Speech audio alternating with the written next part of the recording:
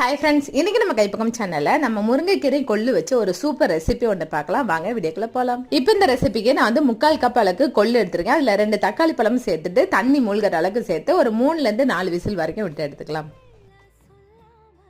இப்போ பாருங்க, ப்ரெஷர்ல போய் கொள்ளு நல்லா வெந்து வந்திருக்கு. இந்த அளவுக்கு நசுக்கிற அளவுக்கு இருந்தால் போதும், ரொம்ப வேக வைக்க தேவையில்லை.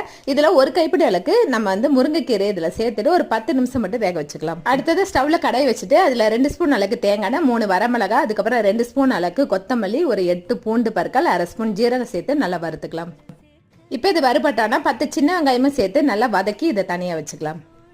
நெக்ஸ்ட் பாத்தீங்கன்னா, சேர்த்துருந்த கீரை வெந்ததுக்கு அப்புறம் இதை ஆற விட்டு இந்த தண்ணியோட மிக்ஸி ஜாரில் சேர்த்துக்கலாம்.